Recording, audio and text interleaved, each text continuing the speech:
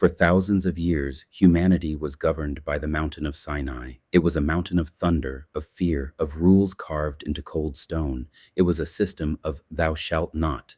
It was an external law designed to manage a chaotic, external mind.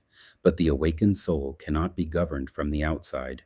When the Christ consciousness, the fully realized state of human divinity, delivers its master teaching, it goes up a different mountain.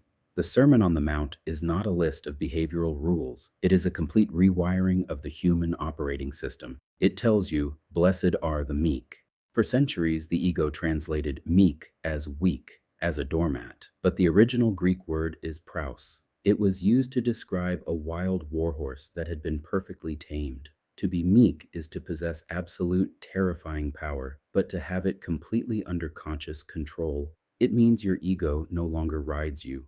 You ride the ego. This is why the kingdom of heaven is never described as a geopolitical destination. It is never a castle in the clouds. Listen to the parables. The kingdom is a mustard seed. It is a hidden treasure. It is yeast worked into dough. Why? Because true power does not arrive with a trumpet blast in the sky. It is planted quietly in the dark, fertile soil of your subconscious mind. You have to cultivate it. You have to water it with your attention. The kingdom is a frequency, and you must let it completely permeate your thoughts until your entire reality expands from the inside out. But a seed cannot grow in toxic soil. The texts tell us of a moment when the temple was violently cleansed. The money changers were driven out with a whip. Religion told you this was about a brick and mortar building in Jerusalem, but from the higher perspective, the temple is your body, the temple is your mind, and the money changers? They are the transactional, fear-based thoughts that occupy your mental space. If I do this, I will be worthy. If I acquire this, I will be safe.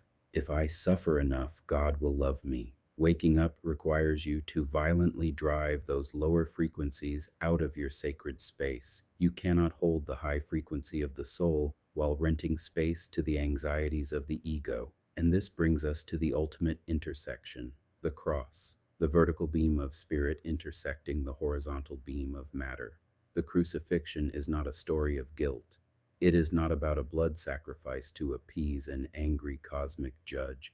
It is the master blueprint for the final surrender. To fully awaken, the false identity must be willingly nailed to the cross of the physical world. The ego, the part of you attached to your pride, your pain, your titles, and your trauma, must be allowed to completely die. You cannot drag the heavy, traumatized ego into the New Jerusalem. It will not fit through the gates. When you let the false self die, you will experience the tomb. You will feel a profound darkness, a void where your old identity used to be. It will feel like the end, but the stone is always rolled away. What rises from the ashes of the ego is the indestructible, eternal spirit, untethered, fearless, fully realized. You are no longer waiting for a savior. You have become the sovereign architect of your own inner world. The rewiring is complete. In our final transmission, the illusion collapses entirely. We step into the apocalypse and we build the New Jerusalem. Until then, hold your frequency.